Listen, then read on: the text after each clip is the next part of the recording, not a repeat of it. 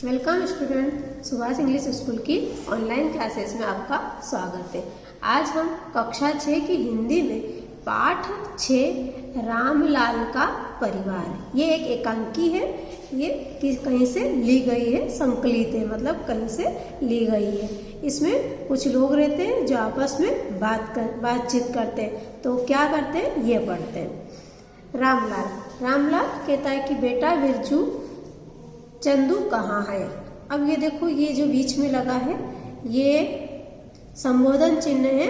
इसको किसी से बात करते हैं, कुछ कहते हैं और फिर रुकते हैं, किसी को संबोधित करते हैं तो ये चिन्ह लगाया जाता है ना। और ये प्रश्नवाचक चिन्ह, ये तो आपको मालूम है। तो क्या कहा है, बेटा बिरजू, चंदू कहाँ है। तो बिरजू क्या कहता है, दादा दादी को भोजन कराकर अभी अभी दुकान पर गया है पिताजी। रामलाल, अच्छा किया, बड़े बूढ़ों का ध्यान रखना हमारा कर्तव्य है। चंदू में अब बहुत समझ आ गई है। उसके पिताजी कहते हैं कि वो अपने बड़ों बूढ़ों का ध्यान रखता है, ये अपना कर्तव्य है और वह चंदू बहुत ही समझदार है। बिरजू, हाँ पिताजी, अब तो वह रोजाना बड़ों के चरण छूता है, समय पर दुकान जाता है, माँ जो कह देती है वह काम तुरंत करता है। रामलाल, मैं भी यही देख रहा हूँ, बहुत अच्छा है। परिवार में सब अपना अपना काम करे, एक दूसरे का आदर करे, उससे अधिक हमें और क्या चाहिए बिरजू, है ना। तो ये सही बात है, इसमें से आपको भी सीखना चाहिए कि परिवार में सब अपना अपना काम करे और एक दूसरे का आदर करे, लड़ाई झगड़ा न करे, छोटी छोटी बातों पर तू मैं ना करे। ये तो बिरजू कहता है, पिताजी पास वाली बुआ जी 2 दिन से बीमार है। यदि खेत चलने में देरी हो तो मैं उधर हो आता हूँ। उनकी कोई बुआ किसको कहते हैं, पापा की जो बहन होती है, पिताजी की बहन को बुआ कहते हैं। रामलाल, हाँ, मैं अभी उधर से ही आया हूँ। 15 दिन पहले ही उन्होंने अपनी बेटी का विवाह किया है, वह भी अब ससुराल चली गई है, कोई संभालने वाला नहीं है। देखो, बुआ से कुछ पूछ लेना कि किसी बात के लिए संकोच न करे। और पिताजी कहते हैं कि बुआ से पूछ के आ जा कि उसे और क्या चाहिए, वो अकेली रह गई है। बिरजू, ठीक है पिताजी, आप भोजन कर विश्राम करें, तब तक मैं बुआ के लिए दवा का प्रबंधन कर आता हूँ, बीमार है इसलिए दवाई दे के आता हूँ। रामलाल, चंदू कैसे आ गए हो तुम, क्या आज दुकान पर काम नहीं है। चंदू, काम तो बहुत है पिताजी, मेले के दिन भी है। आज बैंक की चक्की के कर्ज की किस्त जमा करानी थी, उसे जमा करा आया हूँ। जो लिया है उसे समय पर देना भी होता है। रामलाल, बात बहुत समझ की कही चंदू। यह तो बताओ, लक्ष्मी के यहाँ से कोई पत्र आया है कि नहीं। चंदू, पत्र तो नहीं आया, पर पड़ोस के बीरम काका वहाँ से आए हैं। उन्होंने दादाजी को समाचार दे दिए हैं। वे कह रहे हैं कि वह होली पर आएगी। किसी की पूछा है उन्होंने, है ना, कि कोई लक्ष्मी नाम है। रामलाल, अच्छा है, उससे मिले भी कई दिन हो गए हैं। आएगी तो अपने दादा दादी से भी मिल जाएगी, कई बार याद करते हैं। चंदू, पिताजी, दादा दादी को तो हम सब बहुत ही मोह है। थोड़ी देर भी दिखाई न दे तो कई बार पुकार लेते हैं। ये सही बात है, दादा दादी को तो सब दिखना चाहिए, है ना, उनके बच्चे भी दिखना चाहिए और पोते पोती भी दिखना चाहिए, घर में जो है वो सब दिखना चाहिए। तो क्या कहते हैं कि थोड़ी सी देर में कोई नहीं दिखता है तो वो पुकार लेते हैं, सबसे मोह है उनको। रामलाल, ऐसा ही होता है चंदू। हाँ, तुम्हें ध्यान है ना कि आज मेले में शिक्षाप्रद नाटक का कार्यक्रम है। बिरजू के साथ तुम भी चले जाना और दादाजी को भी ले जाना। चंदू, पिताजी, मुझसे तो उन्होंने कल शाम को ही कह दिया था। रामलाल, अच्छा, और फिर वो हंस पड़े। अब क्या होता है कि जब दादा बिरजू बेटा आज पास के मकान में झगड़ा हो रहा था, क्या बात थी, है ना। दादाजी पूछते हैं उससे कि पास के मकान में झगड़ा हो रहा है, क्या बात थी। तो बिरजू कहता है बीरम काका का लड़का छुट्टियों में शहर से घर आया है। दादाजी काका उसे खेत की रखवाली करने के लिए कह रहे थे, किंतु वह आनाकानी कर रहा था। बात ही बात में कहासुनी हो गई। आनाकानी कहना यानी मना कर रहा था, सही से मना भी नहीं करता और सही से हाँ भी नहीं भरता है। तो वो आनाकानी कर रहा था कि नहीं मैं नहीं जाऊँगा खेत पे, और वो छुट्टियाँ मनाने गांव आया है तो खेत का काम नहीं करूँगा। इस तरह से उसके पिताजी और उनके बीच में आनाकानी यानी लड़ाई झगड़ा होना शुरू हो गया। दादा यह बात थी बिरजू, यह तो असभ्यता है। पढ़ाई परिश्रम से घृणा तो नहीं सिखाती। परिश्रम के बिना कौन सा काम हो सकता है। क्या बीरम काका ने उससे नहीं पूछा। ये बात भी सही है कि क्या अभ्यास करना आपको पढ़ाई लिखाई आपको परिश्रम करना नहीं सिखाती। क्या परिश्रम यानी काम करने से घृणा कराती है कि काम नहीं करना चाहिए, ये विद्या सिखाती है? नहीं, तो ये गलत बात है। चंदू दादा घर घर की बात है, लेकिन लोग समझे तब ना। ये बात सही है कि हर घर में ऐसा ही होता है। दादा हाँ चंदू बेटा, अब तुम भी घर आने पर अपनी माँ की मदद किया करो। देखो प्रातः से सायं तक ये कितना काम करती है। दादाजी कहते हैं अपनी बहू के लिए, अपने पोते को, है ना। चंदू हंसते हुए दादाजी कल से ढेरों को संभालने का काम तो मैं करने लग गया हूँ। अब तो ठीक है ना बिरजू। दादाजी आज तो मेले चलोगे ना। उन्होंने कहा कि दादाजी आज आप हमारे साथ मेले में चलोगे ना। तो दादाजी हाँ बिरजू चलेंगे, लेकिन तुम दोनों साथ चलो तब। दोनों कौन? एक और भैया है वो और चंदू, दोनों है ना। बुढ़ापा है, कहीं गिर जाऊं तो उठा लेना। दादाजी ने कहा कि मैं अगर कहीं गिर गया तो उठा लेना। इस तरह से बहुत ही अच्छी मिठास भरी बातें और हंसी टिटोली करने लगे। फिर दादाजी ने जब चंदू के मुंह की ओर संकेत करते हुए कहा, मेरे दांत अपने मुंह में छिपाकर मुझसे पूछता है, तब सब ठहाका मारकर हंसते हैं। इसी तरह से रामलाल कहता है, बुआ का अब क्या हाल है बिरजू। उसके पिताजी पूछते हैं कि तुम्हारी बुआ का क्या हाल है। तो बिरजू कहता है हाँ अब कुछ आराम है दादा। बेटा उसे जरूर संभाला करो, अकेली है बेचारी। पति की कई बुरी आदतें थी, समझाया भी बहुत पर नहीं माना। इन्हीं आदतों के कारण जमीन बिक गई और एक दिन दुर्बल होकर स्वयं भी चल बसा। यानी कि बहुत सारी बुरी आदतें, यानी शराब पीना, जुआ खेलना, ये सारी बुरी आदतें होती है, तो उसमें ही पैसा खर्च होता है। अब जब पैसा नहीं था घर का तो उन्होंने ज़मीन बेच दी। ज़मीन बेच कर भी वो आदत ख़त्म नहीं हुई और धीरे धीरे शराब पीने से किडनियाँ खराब हो जाती है, शरीर कमज़ोर होने लगता है और वो समझ में नहीं आया और दुर्बल होकर, कमज़ोर होकर वो भी एक दिन मृत्यु को प्राप्त हो गए। तो इस तरह से बुआ अकेली रह गई है। चंदू दादाजी आप ठीक कह रहे हैं कि बुरी आदतों का फल बुरा ही होता है। वो बच्चा कहता है कि हाँ दादाजी ये बात सही है। दादा बहुत अनुभव करते हुए कहते हैं, चंदू घर के बच्चे भूखे रहे और लोग बुरी आदतों में अपना तन और धन दोनों बर्बाद करे, यह कह के कहाँ की समझ है ना, कि बच्चे घर पे भूखे मरते रहे और वो लोग, आपने देखा है वो बहुत सारे शराब पी के लड़खड़ाते रहते हैं और बच्चे बेचारे भूखे मरे, क्योंकि पैसे तो वो बर्बाद कर देते हैं। तो रामलाल यह तो बुराई है पिताजी। अब वो रामलाल दादाजी का बेटा है, वो कह रहा है कि ये सही बात है, ये तो बुराई है। दादाजी गंभीर स्वर में कहते, बेटा रामलाल अभी इन बुराइयों को मिटाने में समय लगेगा। विचार बदले हैं, सुधार हुआ है, लेकिन अभी बहुत कुछ करना शेष है।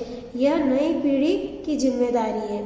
बहुत सारा आपने देखा होगा ना, अभी जो शराब पीता है उसको गुलाब का फूल देकर उसको हतोत्साहित करते हैं कि नहीं अब नहीं पीना चाहिए, शर्मिंदगी महसूस कराते हैं। तो इस तरह से बहुत सारा चेंजेस तो आया है, पर अभी पूर्ण रूप से छूटा नहीं है। तो ये नई पीढ़ी की जिम्मेदारी यानी अपनी जिम्मेदारी है।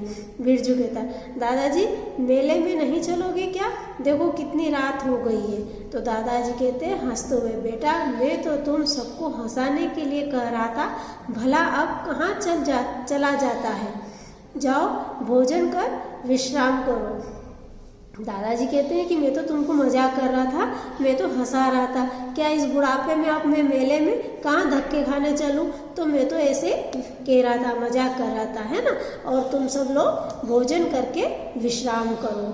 ये पाठ आपको अच्छे से समझ में आया होगा कि किस प्रकार की वार्तालाप होती है और किस प्रकार परिवार में एक दूसरे के साथ सामंजस्य बना के रखना चाहिए और छोटे बच्चों को अपने पिताजी और दादाजी का ध्यान रखना चाहिए, उनका कहना मानना चाहिए, है ना। ये पाठ यहीं पर समाप्त होता है। अब अपना वो पार्ट 6 कंप्लीट हो गया था। अब पार्ट 6 की हम वर्कशीट पढ़ेंगे। पार्ट 6 रामलाल का परिवार, इसकी हम वर्कशीट समझेंगे। अति लघुत्तरी प्रश्न है, रामलाल ने हमारा क्या कर्तव्य बताया है ना। तो उत्तर है, रामलाल ने बताया है कि बड़े बूढ़ों का ध्यान रखना हमारा कर्तव्य है। अगला है, चंदू बैंक क्यों गया था? तो चंदू चक्की के कर्ज की किस्त जमा कराने बैंक गया था, है ना, लोन ले रखा था उसने। अगला है, बुआजी की जमीन क्यों बिक गई थी? तो उत्तर है, बुआजी की जमीन इसलिए बिक गई थी क्योंकि उनके पति में बुरी आदतें थी। अगला क्वेश्चन है, बीरम काका के लड़के ने किस बात की अवज्ञा की है? तो उत्तर है, बीरम काका के लड़के ने खेत की रखवाली करने से मना कर दिया है। अगला है, दादाजी ने चंदू से माँ का हाथ बटाने के लिए क्यों कहा? क्योंकि चंदू की माँ सुबह से शाम तक अनवरत यानी लगातार काम करती रहती है, इसीलिए दादाजी ने कहा है कि माँ का हाथ बटाना। अगला क्वेश्चन है लघु उत्तरीय क्वेश्चन। चंदू में अब बहुत समझ आ गई है, उसकी समझदारी के 3 बिंदु लिखिए। चंदू अब कौन कौन से अच्छे काम करता है? तो चंदू की समझदारी के 3 बिंदु इस प्रकार है। नंबर 1, दादी को समय पर भोजन कराता है। दूसरा है, समय पर दुकान जाता है। तीसरा है, माँ की बात मानता है। ये उसके 3 अच्छे काम थे। अगला है, बुआजी को संभालने के लिए दादाजी ने कौन से 2 कारण बताए? हाँ, निम्न कारण बताए। तो नंबर 1 है, बुआजी के पति का देहांत हो चुका था। फिर दूसरा है, उनकी एक बेटी थी, उसकी भी शादी हो गई है और बुआजी को देखने के लिए कोई नहीं था, है ना। ये क्वेश्चन हो गया। इसके 2 कारण हो गए कि दादाजी ने कहा था ना कि उनकी देख के आना, तो उसके बुआजी के पति भी शांत हो गए और उनकी बेटी की भी शादी हो गई, तो वो अकेले हो गए। अगला क्वेश्चन है, दादाजी ने परिश्रम का क्या महत्व बताया? तो उत्तर है, दादाजी ने परिश्रम का महत्व बताते हुए कहा है कि बिना परिश्रम के कोई काम नहीं हो सकता है। जो परिश्रमी यानी काम करने वाला होते हैं, केवल वे ही आगे बढ़ते हैं। अतः अपना काम हमें समय पर करना चाहिए। अगला है, बुरी आदतों का फल भी बुरा होता है। इस पंक्ति का क्या आशय है? तो उत्तर है, बुरी आदतें तबाही ले आती हैं, सुख शांति खत्म हो जाती हैं, जमीन जायदाद बिक जाते हैं, उस आदमी की असमय मृत्यु हो जाती है। अतः बुरी आदतों से हमें दूर रहना चाहिए। यहाँ पर 2 बार लिख दिया, उस आदमी की ये जो एक बार लिखना है, उस आदमी की, है ना, उस आदमी की असमय मृत्यु हो जाती है। अगला है, इस पाठ में नई पीढ़ी के किस दायित्व की ओर संकेत किया गया है? तो उत्तर है, समाज में फैली विभिन्न तरह की बुराइयों को दूर करना नई पीढ़ी का दायित्व है। अगर नई पीढ़ी चाहे और प्रयास करे तो हमारा समाज बिल्कुल स्वच्छंद समाज होगा, साफ सुथरा होगा, है ना। ये नई पीढ़ी है ना, आप लोगों की जिम्मेदारी है कि समाज में अगर बुराई फैल रही है, आपके आसपास कोई ऐसा जो बुरी आदतों वाला है, तो आपको उसको मिटाना है, मना करना है। अगला क्वेश्चन है भाषा की बात यानी व्याकरण संबंधित। निम्न शब्दों की वर्तनी शुद्ध कीजिए। ये शब्द कुछ गलत है, उनको सही करना है। अशुद्ध वर्तनी और शुद्ध वर्तनी। ये है किस्त, तो इसको ऐसे लिखते हैं किस्त। प्रबंध तो प्रबंध, ये इस तरह से। बैंक तो बैंक। परिश्रम तो ये परिश्रम, ये छोटी की मात्रा। दुर्बल दुर्बल। कार्यक्रम तो कार्यक्रम। निम्न शब्द युग्मों का वाक्यों में प्रयोग करें, है ना। शब्द युग्म कौन कौन से हैं? अपना अपना, यानी बीच में अपना और अपना, ये युग्म। सभी छात्र अपना अपना कार्य समय पर करें। अभी अभी अभी अभी बस स्टैंड से बस चली गई। दादा दादी चंदू अपने दादा दादी को समय पर भोजन कराने लगा। बड़े बूढ़ों की सेवा करना हमारा परम धर्म है। कहा सुनी। देखते देखते दोस्तों के बीच कहा सुनी हो गई।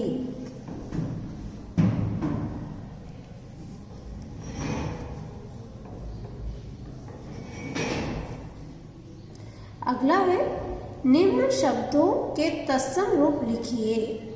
उत्तर है शब्द और तत्सम रूप। शब्द है खेत, तो इसको खेत या क्षेत्र भी कहते हैं। चरण तो चरण। साँझ संध्या। पास पाश। दिन दिवस, ये तत्सम रूप। अगला है विराम चिन्हों का प्रयोग कीजिए। विराम चिन्ह कहाँ लगना चाहिए, क्या होना चाहिए? तो लुई ने टोक कर कहा, रुक गई वो, ये अर्धविराम है ना, छोटा सा। फिर इन्वर्टेड कामा में आया महामंत्री, ये संबोधन चिन्ह हो गया।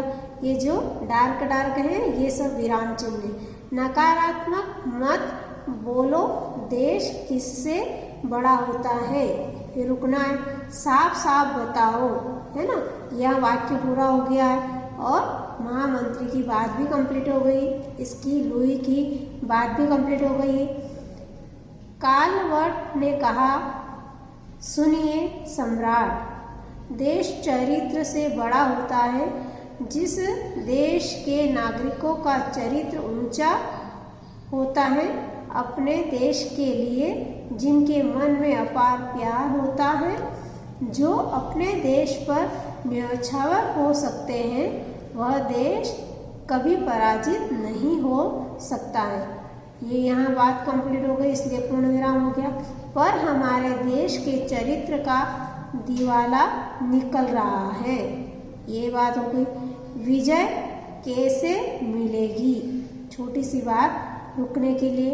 महाराज, ये बात पूरी इन्वर्टेड कॉमा में है ना, तो ये क्या कहा है, पूरी बात कंप्लीट हो गई। और कैसे आया, तो प्रश्नवाचक चिन्ह है। अब आपको ये वर्कशीट के अच्छे से समझ में आई होगी। आपकी फेयर कॉपी में इसको सुंदर अक्षरों में लिखना है और याद भी करना है।